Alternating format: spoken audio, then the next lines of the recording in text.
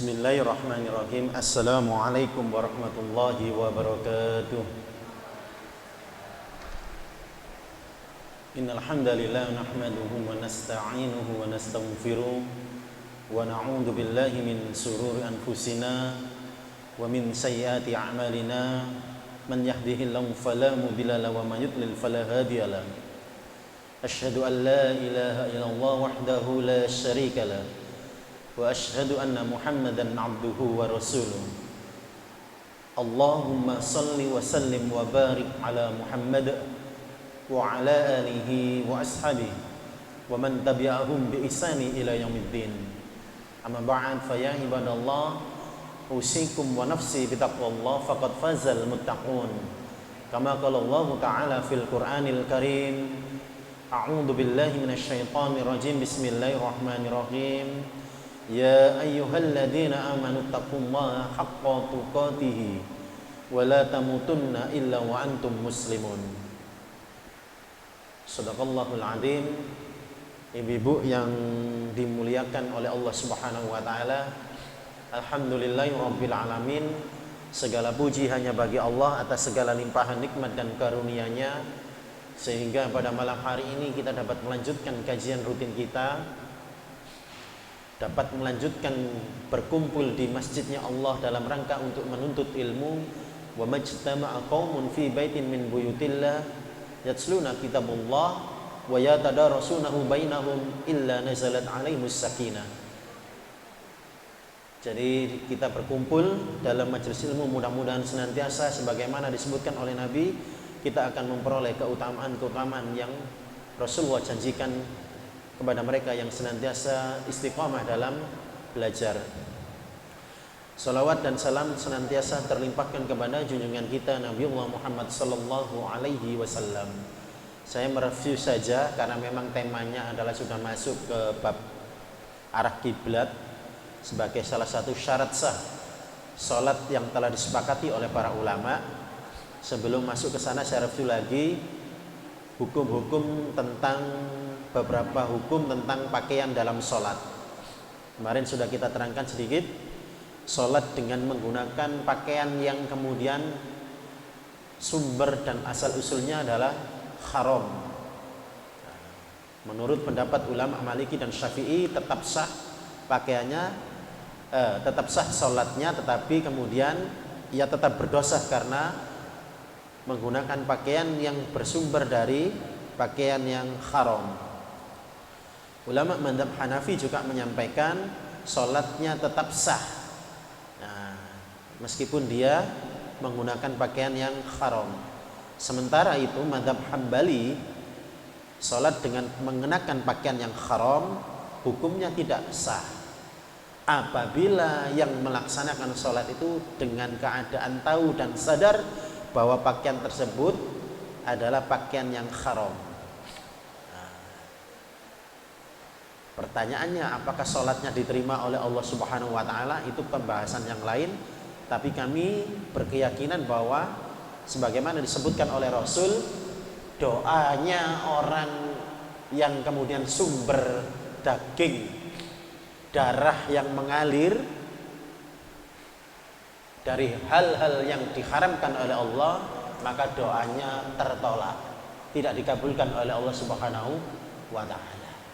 Secara fikih sholatnya sah, tetapi apakah diterima? Berdasarkan hadis yang lain, ketika Nabi mengomentari seorang hamba berdoa dengan khusyuk, tetapi kemudian Nabi menyampaikan meskipun dia itu berdoa dengan khusyuk, tetapi Allah tidak menerima doanya. Sahabat bertanya, kenapa ya Rasulullah kok tidak diterima? Karena yang menempel menjadi bajunya, yang menjadi sumber daging atau makanannya itu semuanya bersumber dari yang haram. Sholatnya sah, tapi apakah diterima? Kemungkinan besar tidak diterima karena diantaranya ada yang haram di sana. Saya lanjutkan, yaitu sholat dengan pakaian berbahan sutra. Sepakat tidak ada perbedaan karena dalilnya cukup kuat, jadikan hujah bahwa laki-laki dilarang untuk memakai pakaian berbahan sutra, baik saat ibadah maupun di luar ibadah. Jadi jangan coba-coba laki-laki memakai baju dari sutra. Nahana Nabi sallallahu alaihi wasallam an lubsi harir wadi bajil wa an najlisa alaihi. Jadi dilarang untuk memakai sutra. Dan juga selain sutra, laki-laki dilarang oleh Nabi untuk mengenakan aksesoris dari bahan emas, ya kan? Saya lanjutkan aja, ini sudah direview kemarin, cepet. Lanjut ke pengecualian.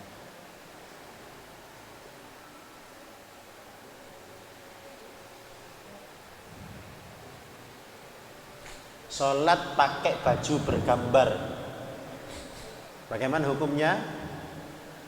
Sholat dengan mengenakan pakaian bergambar secara umum dihukumi makruh. Secara umum dihukumi makruh, artinya tidak disukai. Maka sebaiknya kita ketika sholat menghindarkan diri dari pakaian yang bergambar. Meskipun memang pakaian bergambar tidak membatalkan sholat. Kenapa? Hal ini karena gambar pada pakaian, terutama khususnya makhluk hidup, punya potensi mengganggu kekhusyukan dalam sholat.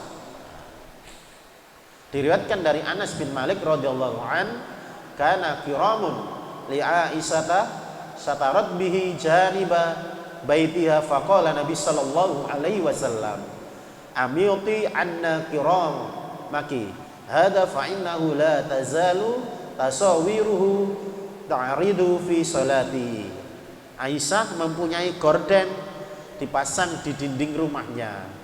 Rasulullah pun menyuruh Aisyah untuk melepas gorden itu, karena di sana Aisyah itu memasang, dalam gorden itu terdapat lukisan, sehingga gorden itu kemudian mengganggu saat Rasulullah mengerjakan sholat. Ibnu Hajar al-Asqalani berkata, bila kain bergambar yang berada di hadapan orang sholat bisa mengganggu, maka begitu pula gambar tersebut dipakai di baju orang yang sedang sholat, mengganggu. Jadi diusahakan, apalagi sedang berjamaah, maka meskipun tidak membatalkan, meskipun tidak sampai haram, dihukumi oleh para ulama hanya levelnya makruh, tetapi sebaiknya tidak dipakai karena perbuatan tersebut tidak disukai. Mengganggu napa mboten gambare kaose ya. Nggih. Dalam hadis yang lain dari Aisyah radhiyallahu anha berkata, anna Nabi sallallahu alaihi wasallam shalla fi khamisatin laha a'lamu fanadhara ila a'lamiha nadratan falamman sarafa qal adhabu bi khamisati hadhihi ila abi jahmin wa'tuni bi bijaniyati abi jahmin fa innaha alhatni anifan an salati. Rasulullah pernah salat dengan pakaian khamisah yang bercorak. Dalam salatnya beliau memandang sekilas corak pakaian tersebut. Setelah selesai salat, beliau bersabda, serahkan khamisah ini kepada Abu Jaham dan ambilkan untukku pakaian ambijaniyah, hadiah dari Abu Jaham, karena pakaian khamisah tadi melalaikan khusyuk salatku. Sekelas Rasul terganggu karena pakaiannya wonten corak yang mencolok. Sekelas Rasul terganggu. Maka Imam Al-Khatib Asy-Syarbini dalam Mughni Muhtaj berkata, wa yukrahu an yusalliya fi saubin fihi suratun wa an yusalliya alaihi wa ilaihi. Makruh salat memakai baju dengan ada gambarnya. Begitu juga makruh menggunakan alas atau sajadah atau sesuatu yang ada di hadapan ketika sholat itu bergambar. Termasuk dinding masjid ini kalau terlalu banyak ornamen coraknya bisa mengganggu orang dalam sholatnya. Pernah jenengan sholat di masjid yang ornamennya itu warna-warni gitu, warnanya warna cerah, terus buahnya ornamen dan sebagainya, itu mengganggu. Lebih baik memang yang kemudian netral, terserah warnanya gitu nggih.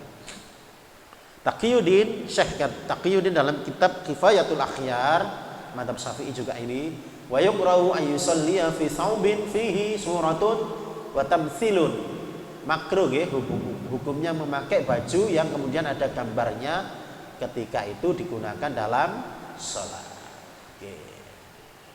Ini semuanya Yanatut Talibin, Fikih Madzhabil Arba'ah, ini madzhab Syafi'i yang kami kutip. Jadi Ibu itu tadi kita bahasan terakhir terkait dengan hukum-hukum pakaian dalam sholat. Kula tanglet batik niku pripun mek batik? Batik ganggu napa mboten dalam sholat? Mboten apa mboten? Kalau batik masih mboten kategori dalam konteks masyarakat kita. Mungkin kalau jenengan pakai batik mencolok di tengah-tengah orang Arab, di sana mungkin mengganggu. Yang lainnya pakai apa namanya, kalau di masjid jubah, gamis begitu. Kita sendirian pakai batik sengejreng ya. Lebih baik dihindari meskipun tidak apa-apa lah. Kalau batik itu kemudian dipakai misalkan dalam jamaah, di kantor, di sekolah yang kemudian itu menjadi seragam, semuanya seragam pakai batik, ya tidak mengganggu karena semuanya pakai sesuatu yang sama. Yang mengganggu itu kemudian yang jelas-jelas menampilkan gambar makhluk hidup, itu jelas mengganggu. Apa meneng tulisan, ya kan, tulisan baju belakangnya itu pasti mengganggu. Pasti mengganggu apa namanya, pandangan sholat, termasuk sarung. Sarung mereknya kan biasanya di bawah, Wadimor, Atlas, Gajah Duduk, misalkan begitu. Kalau saya memang sengaja merek tidak saya masukkan, tidak saya taruh di bawah, tak balik sebelah atas sehingga tidak tampak. Mereknya biasanya wonten Atlas, wonten. Kecuali kemudian kalau saya lihat bolak-balik atas bawah wonten tulisannya Atlas begitu kan, itu bisa disiasati, tulisannya tidak ditaruh di belakang tapi tulisannya ditaruh di depan kalau memakai sarung, lipatannya, ya kan. Ini nggak ada kalau yang ini. Baik, itu tadi ibu-ibu hukum-hukum tentang pakaian yang terdapat di dalam sholat. Berikutnya sebagaimana materi kita hari ini, yaitu tentang ini syarat sah terakhir kita, syarat sah sholat terakhir, yaitu tentang menghadap ke arah kiblat. Istiqbalu kiblat, menghadap kiblat, termasuk syarat sah sholat. Saya lanjutkan. Dalam kajian kita hari ini, malam ini, arah kiblat itu bisa dikaji yang pertama dari aspek hukumnya, fikihnya. Yang kedua, aspek ilmu astronominya, ilmu falak. Bagaimana teori perhitungannya dan teknis penentuan dan pengukuran arah kiblat. Baik, yang pertama, kiblat, al-qiblah, yaitu al-jihah, arah. Artinya maknanya arah, ditempatkan di muka. Kiblat itu berarti sesuatu yang di depan, sesuatu yang kita menghadap, kemana orang-orang menghadap kepadanya, maka itu dalam bahasa Arab disebut dengan kiblat. Dalam ilmu falak, kiblat itu disebut sebagai arah yang ditunjukkan oleh busur lingkar besar. Apa Ustadz busur lingkar besar niku? Nanti ada gambarnya. Busur lingkar besar pada permukaan bumi yang menghubungkan tempat sholat dengan Ka'bah. Ibu-ibu ngapunten, jenengan meyakini bumi itu bulat atau datar? Bulat nggih, mboten datar. Karena masih banyak yang berkeyakinan bumi itu datar. Masih banyak. Tapi yang ilmiah dan terbukti dalam ilmu falak pun juga diyakini bahwa bumi itu datar. Apa itu arah yang ditunjukkan oleh busur lingkaran besar pada permukaan bumi yang menghubungkan tempat sholat lurus dengan Ka'bah. Berarti bumi itu bulat, menghadap itu berarti mengarah kepada jarak terdekat. Ngapunten. Kalau kita berarti ke sana. Nah, garis ini. Itu arah mana, Bu? Barat napa niki? Barat daya atau barat laut? Ayo, ngapunten, karena bumi bulat, seandainya saya terbalik menghadap sholatnya ke sana ini, ya, lurus ini, lurus sof masjid, menghadap sholat saya ke sana.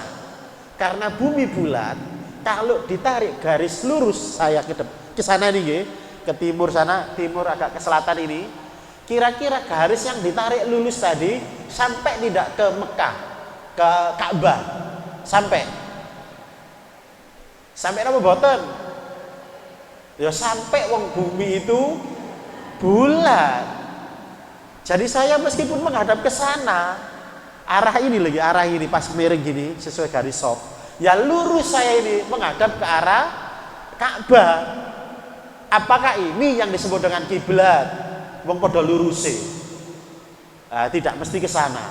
Maka yang disebut dengan kiblat itu kemudian secara fikih menghadap ke arah Ka'bah dengan posisi yang paling dekat, terdekat. Ngoten. Lah ngeten iki. Terdekat. Lah seandainya menghadapnya terbalik, menghadap lewat garisnya ditarik teng Australia ngeten iki. Terus muter teng mriko, ya pasti lurus ketemu dengan Ka'bah. Tapi tidak masuk kategori menghadap kiblat, menghadap arah kiblat. Kenapa? Ya karena yang disebut para ulama, yang disebut menghadap ke arah kiblat atau Ka'bah itu sebagai patokannya adalah jarak terdekat dari posisi dia sholat. Maka orang Palestina, nah di sini Palestina ngapunten. Palestina, Madinah saja wis gak usah jauh-jauh. Sholatnya menghadap mana? Kalau jenengan teng Madinah itu menghadap selatan arahnya, tapi yang menghadap kalau menghadap ke Ka'bah. Nah, ini di sini kan Madinah itu. Nah, di sini. Lah kalau orang Yaman, sini Yaman, menghadapnya ya ke utara. Kalau orang Sudan di sini, ya ke timur. Jarak terdekat di mana tempat kita mengerjakan sholat menghadap ke tempat terdekat itu yang disebut dengan kiblat yang disepakati oleh para ulama. Maka kita, Bu, itu begini. Apa langsung begini, lurus begini? Lurus ke barat begini. Kalau lurus barat pas, kita posisinya menghadap kemana? Somalia, menghadap ke Somalia kalau barat pas.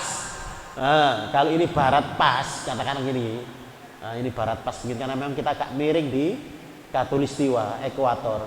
Itu garis lurus barat kita itu berada di Somalia. Kula tanglet, lurus pas, salate sah napa mboten? Ada tisu sih. Minta sah napa boten. Baik, lanjut ya, nanti kita bahas. Terima kasih. Kena pilek. Lah. Ya.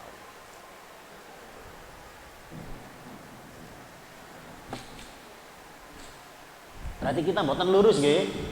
Buatan lurus ke barat, buatan lanjut. Apa sih kiblat itu? Apakah ada sesuatu di tempat di muka bumi ini yang jaraknya sama, arahnya ke kiblat? Misalkan timur dan barat jaraknya podo, utara selatan jaraknya sama. Jadi bisa jadi meneh sholat zuhur menghadap ke barat, besoknya nanti sholat asar menghadap ke timur, atau sholat subuh menghadap utara, sholat duhur menghadap selatan. Ada nggak di bumi ini yang posisinya sama persis? Jadi dia sholat di situ madep ngalor, ngadep ngidul, posisinya dihitung garis jaraknya sama.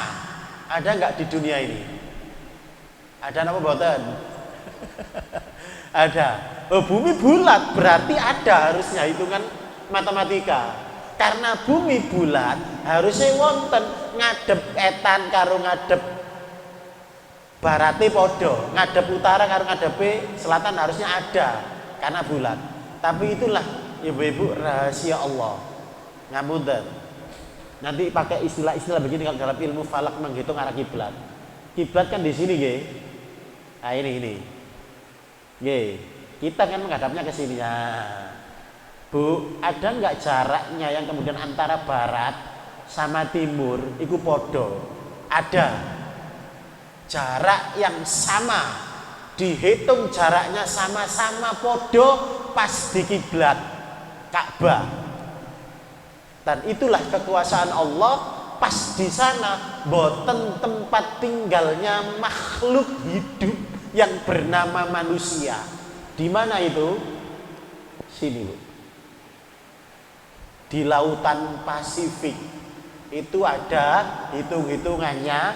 Di sini nggih sama delok etan, delok kulon, padha ae jarake ke Ka'bah.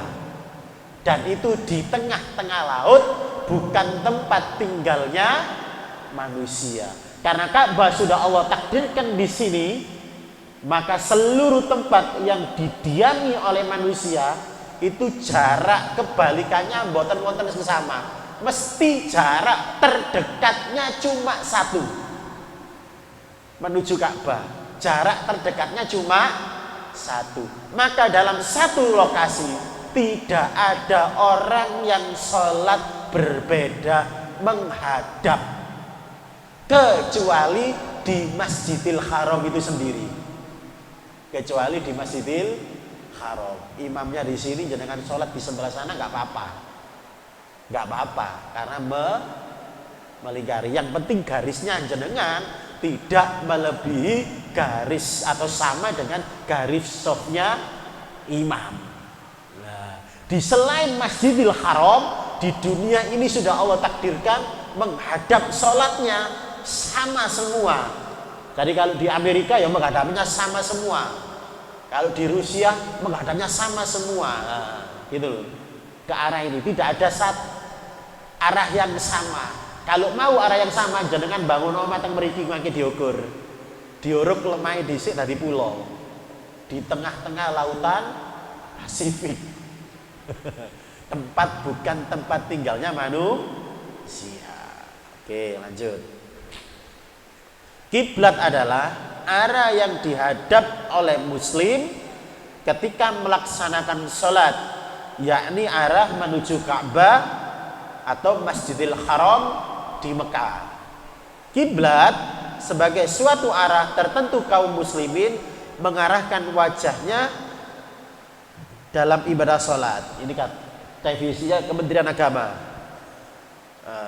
Kiblat adalah arah menuju Ka'bah lewat jalur terdekat, di mana setiap muslim menghadap saat mengerjakan sholat. Ini saya ambil dari bukunya Slamet Hambali.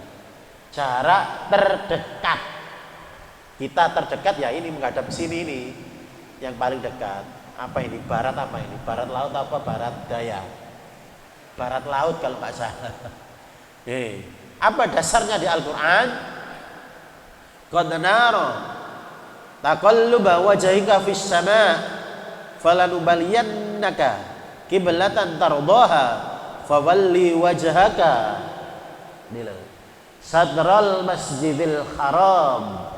Maka kita diperintahkan Allah untuk memalingkan wajah kita ke arah Masjidil Haram. Wa haitsu ma kuntum fawallu wujuhakum sadrahu. Dimanapun kita berada, kita diperintahkan Allah mengarahkan wajah kita ke arah Masjidil Haram. Dasar kedua Al-Baqarah 149. Wa min haitsu kharajta fawalli wajhaka satral masjidil haram fa innahu lal haqqu mir rabbik wa wallahu bighafilin amma ta'malun. Di mana saja kamu keluar atau kita datang, maka palingkan wajahmu ke arah Masjidil Haram. 149 surat Al-Baqarah. 150 dalam surat Al-Baqarah juga. Wa min haitsu kharajta fawalli wajhaka satral masjidil haram. Disuruh menghadap ke Masjidil Haram. Wa haitsu ma kuntum fawallu wujuhakum satrahu.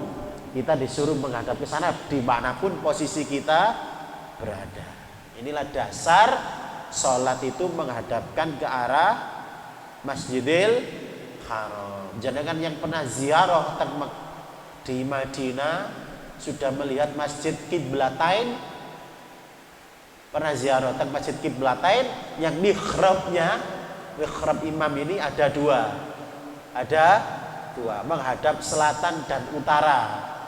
Yang pertama menghadap utara, yang kedua menghadap selatan. Itulah kemudian asbabulnya dalam hadis diceritakan tentang turunnya surat Al-Baqarah 144. Dulu Rasulullah menghadap kiblatnya tidak di arah Masjidil Haram tapi menghadap ke Masjidil Aqsa. An Atha qala sami'tu Ibnu Abbas yaqulu lamma dakhala Nabi sallallahu alaihi wasallam al-baita da'a fi nawahi kulliha wa lam yusalli fihi hatta haraj falamma haraja raka'ataini qubala al-bait wa qala hadhihi al-qiblah. Dari Atha, beliau berkata, aku mendengar Ibnu Abbas, beliau berkata ketika Rasul atau Nabi sallallahu alaihi wasallam masuk ke dalam Baitullah Ka'bah, beliau berdoa di seluruh sudutnya dan beliau tidak melaksanakan sholat di dalamnya hingga Rasulullah keluar. Setelah keluar, Rasulullah sholat 2 rakaat di hadapan Ka'bah. Lalu Rasulullah bersabda, hadhil qiblah. Jadi Nabi tidak sholat di dalam Ka'bah saat Fathul Mekah. Ya, setelah dibersihkan itu berhala-berhala yang ada di dalam Ka'bah, Rasulullah berdoa di setiap sudut yang ada di bangunan Ka'bah. Keluar, Rasulullah baru mengerjakan sholat 2 rakaat dengan menghadap Ka'bah. Dan setelah sholat, hadhil qiblah, inilah kiblat ketika kita mengerjakan sholat. Hadis kedua dari Abu Hurairah radhiyallahu an qala Rasulullah sallallahu alaihi wasallam, idza qumta ila salat fa asbihil wudu summa istaqbilil qiblah fakabbir, kata Rasul. Apabila engkau berdiri untuk salat, maka sempurnakanlah wudu, kemudian menghadaplah ke kiblat, lalu bertakbirlah. Jadi hadis-hadis sebagai dasar kita, keputusan para ulama, kiblat itu termasuk syarat sah salat. Berikutnya dari Ibnu Umar. An Ibnu Umar radhiyallahu anhu qala bainama nas biquba'in fi salati subhi idza ja'ahum atin faqala inna nabi sallallahu alaihi wasallam qad unzila alaihi lailata Qur'an faqad umira ay yastaqbilal Ka'bah fastaqbiluha fakadat wujuhuhum ila Syam fastadaru ila Ka'bah. Inilah yang diceritakan oleh sahabat dari Ibnu Umar, salat berubah posisi. Begitu turun, Allah mengganti arah kiblat dari Syam. Syam itu berarti Masjidil Aqsa, Palestina, berubah arah kiblatnya ke arah Ka'bah. Ketika itu orang-orang sedang salat subuh di Masjid Quba. Tiba-tiba datang seorang lalu berkata, sesungguhnya Rasulullah tadi malam telah diturunkan wahyu kepadanya dan beliau diperintahkan untuk menghadap Ka'bah, maka hadapkanlah wajah kalian ke arahnya. Maka lalu para sahabat mengubah arah sholat dan ketika itu menghadap ke arah Syam. dirubah ke arah kiblat. Masjidil Aqsa berubah menghadap ke Masjidil Haram. Ini hadis yang lain juga sama tentang perubahan kiblat. Ini yang umum. An Abi Hurairah radhiyallahu anhu qala Rasulullah sallallahu alaihi wasallam ma bainal masyriqi wal maghribi qiblah. Arah timur dan barat adalah kiblat. Antara maksudnya. Berarti ini Rasul sedang berbicara kepada orang Madinah. Arah antara timur dan barat adalah kiblat. Kalau timurnya Madinah ngadep Irak. Irak. Kalau baratnya Madinah, Mesir dan benua Afrika. Di antara barat dan timur itulah kiblat. Dulu Syam menghadap utara, sekarang selatan Masjidil Haram.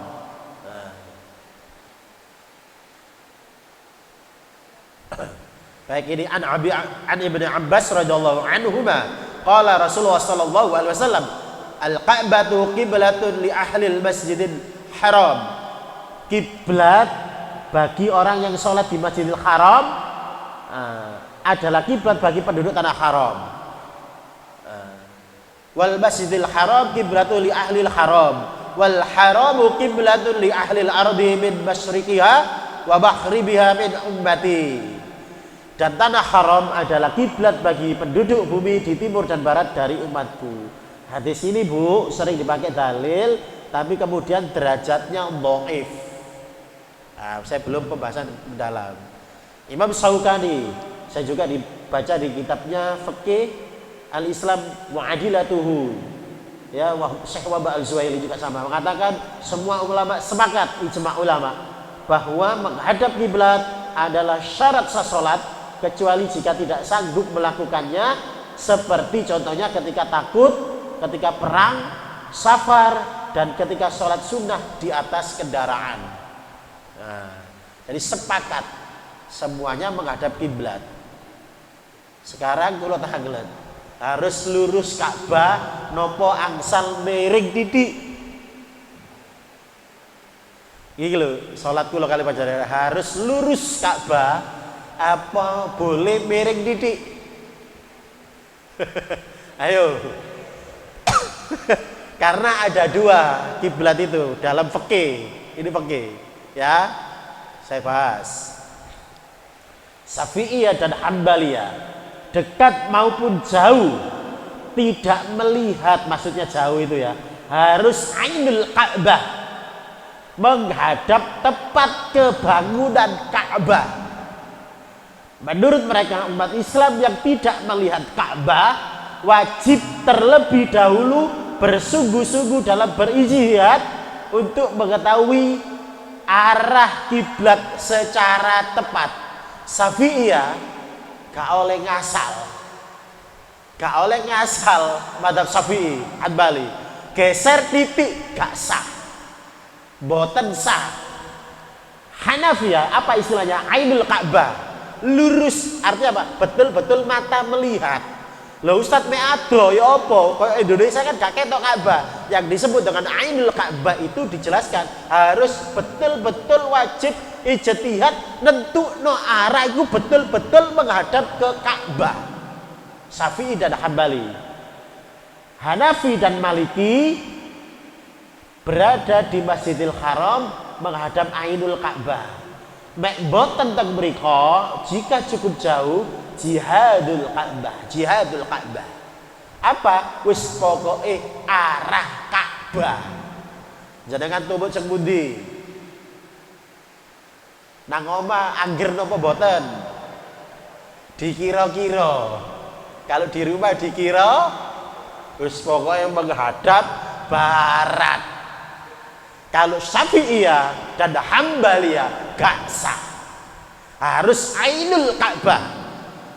Ainul Ka'bah itu melihat Ka'bah dalam arti yang dekat maupun yang jauh, persis lurus betul-betul dirinya menghadap Ka'bah. Kalau Hanafiyah dan Malikiyah, sang Ainul Ka'bah itu yang sholat di Masjidil Haram yang kelihatan bangunan Ka'bah. Kalau jauh cukup jihadul Ka'bah, asalkan arahnya ke arah Masjidil Haram. Jadakan sekudi. Sekudi pegangane. Alhamdulillah daripada gak. Lanjut. Madzhab Syafi'i.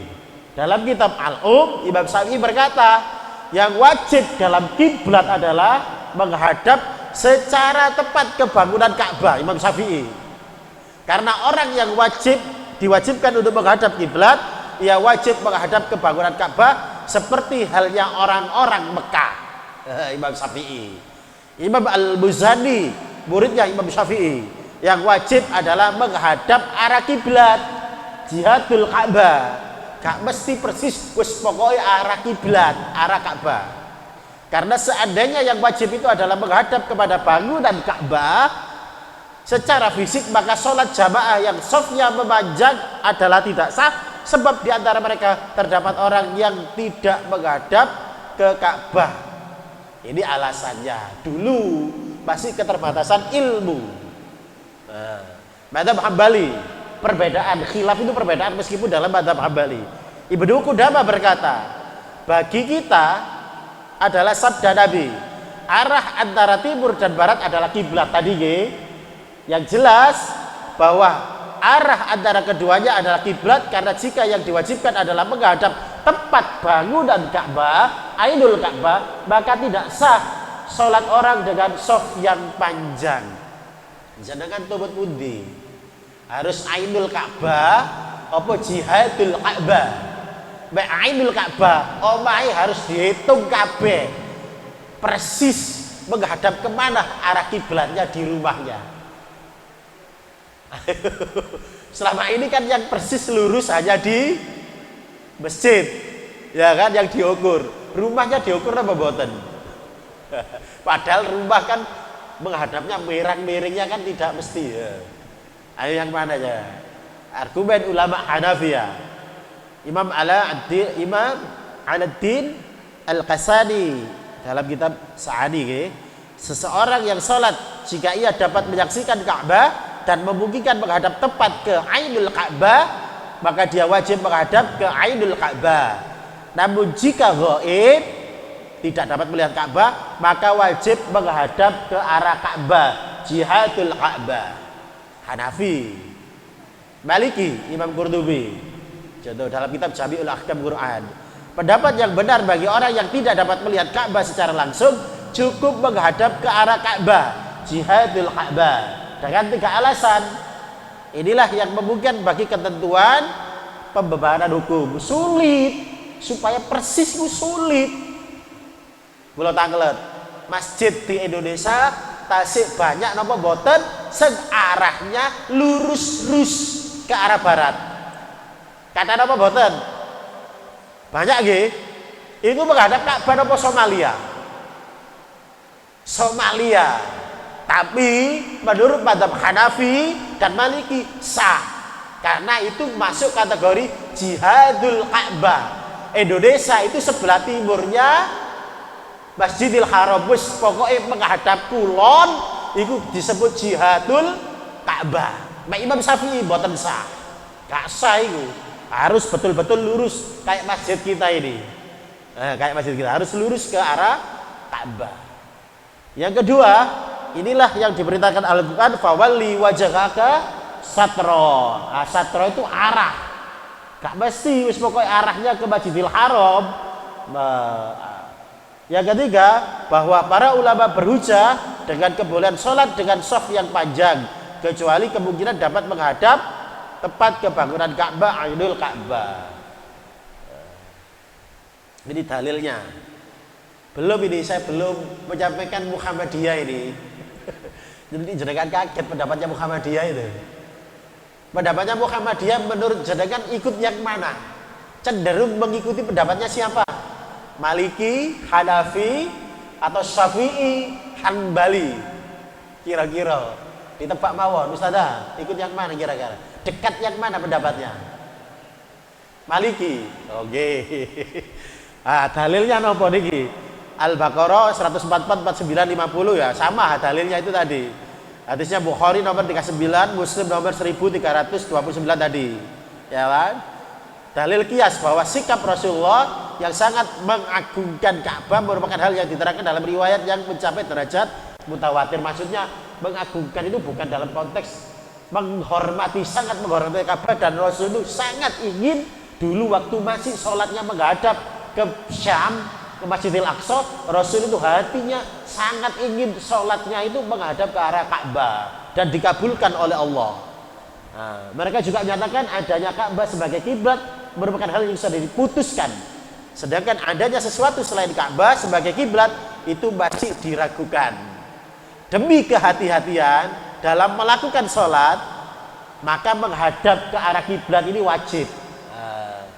Oleh karena itu wajib menggantungkan sahnya sholat pada perbuatan menghadap Ainul Ka'bah. Wis jenengan melu pundi? Maliki dan Hanafiyah begini ya dalilnya, ya kan? Allah tidak menerangkan perintah untuk menghadap persis ke Ka'bah, tapi perintahnya menghadap ke Masjidil Haram. Ya, maka orang yang sholat menghadap ke Masjidil Haram telah melakukan apa yang diperintahkan Allah, baik mengarah tepat ke bangunan Ka'bah atau tidak. Dalilnya tadi hadis Tirmidzi tadi dan Baihaqi tadi yang dhaif menurut penilaian para ulama hadis. Nah, ini dalil perbuatan sahabat saat sholat subuh yang tadi diceritakan dalam hadis menghadap Baitul Maqdis, membelakangi Ka'bah. Lalu mereka berputar saat sholat. Nabi tidak menyalahkan mereka. Mengetahui Ainul Ka'bah tidak dapat dilakukan kecuali dengan rumus-rumus ilmu ukur dan pikiran yang mendalam. Perbuatan tersebut tidak mungkin dilakukan dalam sholat. Alasannya mazhab Hanafi dan Maliki, saat sahabat bergeser pindah berbalik begini, iku wis kate diukur, wis pokoknya dikira-kira 180 derajat balike. Ya, itu berarti sahabat gak pasti menghadap Ka'bah persis. Isok mugo hanya sekedar menghadap ke Masjidil Haram. Bagaimana pendapat Muhammadiyah? Belum. Perbedaannya kata Syekh Abdul Wahab Asy'arani, yang pertama sifatnya tahfif seperti Hanafi dan Maliki itu mempermudah, yang sifatnya kehati-hatian Syafi'i dan Hambali. Hati-hati sholat iki soale sengliyane gampang memudahkan, wis pokoknya menghadap ke arah Ka'bah. Bagaimana pendapat Muhammadiyah? Jika kita saya lupa tidak membawa HPT nomor 3. Jika HPT yang kita jadikan acuan, Muhammadiyah itu condong pendapatnya Ainul Ka'bah, menghadap persis ke arah Ka'bah, baik jarak jauh maupun dekat. Namun pengertian Ainul Ka'bah yang ditentukan bukan melalui dilihat pakai mata, tapi dihitung dengan ilmu hitung, ilmu falak, ya kan? Jadi tidak harus melihat secara fisik, tapi bisa Ainul Ka'bah itu dihitung secara presisi menggunakan ilmu falak. Menghadap Ka'bah sebagai objek arah yang ditentukan secara ilmiah melalui hisab, astronomi, dan konsep grid circle, lintasan terpendek di muka bumi. Jadi Muhammadiyah ikut pendapatnya Syafi'i dan Hambali bahwa sholat itu kembali lagi sahnya termasuknya adalah tidak sekedar menghadap ke arah. Kalau menghadap ke arah jangan ke barat itu lurus ke Somalia. Secara ilmu ukur jauh dari Ka'bah, maka Muhammadiyah menerapkan namanya Ainul Ka'bah dengan cara apa? Seperti yang sampaikan Imam Syafi'i, ijtihadnya dengan cara dihitung melalui ilmu falak. Berarti jenengan tenggriya kudu gitu. Angel us. Sedikit lagi. Saya kira kayaknya nggak selesai. Udah jam 9 ini. Pokoknya ini dilanjutkan, apa ada tanya dulu di sini? Saya belum terangkan, nanti ada masih, tenang aja, masih banyak pembahasannya. Menghadap itu seperti apa? Baik, sampai di sini itu dua pendapat dalam umat Islam. Yang satu pegangannya adalah ainul Ka'bah, ain itu mata penglihatan, dan yang kedua jihadul Ka'bah. Kalau Imam Syafi'i dan Hambali dan Muhammadiyah lebih condong mengikuti Imam Syafi'i dan Imam Hambali, yang disebut itu satrul Masjidil Haram, betul-betul yang dipraktekkan Rasul adalah kita berusaha semaksimal mungkin menghadap ke arah Ka'bah. Ka'bah, bukan Masjidil Haram. Diiringi dengan keyakinan yang kuat. Kalau syatrul Masjidil Haram yang dipahami oleh madhab Hanafi dan Maliki, arah jihadul Ka'bah, yang penting mengarah ke arah Masjidil Haram. Maka kalau lurus tok, kalau di Indonesia lurus saja ke barat, itu termasuk jihadul Ka'bah. Kalau Imam Syafi'i gak sah, kudu miring didik, kudu miring. Nah. Oke, nanti insya Allah saya teruskan, ini masih banyak pertemuan berikutnya. Pertemuan bagian tubuh yang dihadapkan ke Ka'bah itu apa Ustadz? Sholatin jenengan nanti kita cek. Bener gak? Sikile rada miring oleh tagaus. Apa kudu lurus sikile? Apa nih sing lurus ketika menghadap ke arah kiblat? Monggo insya Allah nanti kita lanjutkan pada pertemuan berikutnya. Ada yang ditanyakan? Ini masih umum. Nanti insya Allah slide saya begini. Termasuk sholat dalam kendaraan. Terus ibadah-ibadah yang harus dituntutkan Rasul menghadap ke arah kiblat. Ini diajar nanti insya Allah ini. Nah, ini waktu 2024 kemarin saya ngukur masjid arah kiblat. Ini masjid legendarisnya di Ampel. Peninggalannya Yai Mas Mansur sudah ratusan tahun, ya mungkin sudah mendekati 100 tahun. Ini pakai alatnya ini alatnya ini. Harus kejar-kejaran dengan matahari. Yang paling valid itu menggunakan bayang-bayang matahari. Jadi tiap hari bisa kita hitung arah kiblat menggunakan bayang-bayang matahari. Nah ini Rasul kiblat saya hitung di depan kantor menggunakan bayang-bayang matahari. Ini memang kevalitannya karena saya pakai kompasnya cuma pakai 2 HP. Harusnya minimal kompas yang saya gunakan 5 supaya tidak terjadi kekeliruan. Nah ini Rasul kiblat, nanti saya terangkan semua bagaimana. Insya Allah bagaimana sih sholat di kendaraan, sholat sakit, nanti insya Allah. Oke, ada yang tanyakan ibu-ibu? Terlalu berat materi hari ini? Insya Allah nanti lebih berat. Gak, saya terangkan dengan bahasa mudah insya Allah. Oke, termasuk nanti ibadah-ibadah selain sholat saya terangkan yang disunnahkan Nabi harus menghadap ke arah kiblat. Napa mawon selain sholat menghadap kiblat? Selain sholat, ayo selain sholat menguburkan jenazah, Terus nanti kalau jenengan punya kesempatan umroh atau haji yang harus menghadap kiblat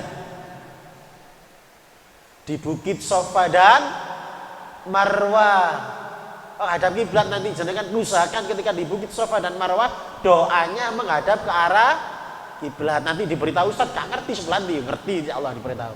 Apalagi lempar jumroh. Loh Ustaz, lempar jumroh melingkar orang-orang. Waktu lempar, waktu doa. Nah, nanti ya saya bahas. Apalagi yang disunnahkan menghadap kiblat? Apa? Lempar jumroh. Apa ini? Menyembelih binatang sembelihan kita, boiku ayam, boiku burung, boiku kambing, sapi, unta, disunnahkan untuk menghadap ke arah kiblat. Masih banyak nanti insya Allah kita bahas. Kita bahas dulu tentang ini sholat menghadap kiblat ini, arahnya nanti kita terangkan. Muhammadiyah yang mana Ustaz? Monggo ada yang tanyakan Ustaz, para bunda, cukup nggih? Ada yang tanya? Jam berapa Ustaz? Saya nggak bawa arloji. Jamnya masjid agak cepat sedikit. 21 lebih 2 ini lambat. Cukup nggih? Wis tak tambah sedikit. Sholat kakinya bagaimana? Hanafi dan Syafi'i sikile miring gak apa-apa. Sikile miring, ngapunten. Innalillahi. Ngeten. Gak apa-apa ngene. Ngeten lho gak apa-apa ngene. Nah, pokoknya yang penting ininya lurus menghadap kiblat. Sikile miring ngeten iki lah, miring misalnya ditarik ruwono terus lah. Ayo kan kata tiang berdiri tidak kakinya Maliki, mazhab Maliki dan Hanbali yang disebut dengan menghadap saat sholat ke arah kiblat itu tidak hanya wajah dan dada, tapi sikile kudu lurus menghadap ke arah kiblat.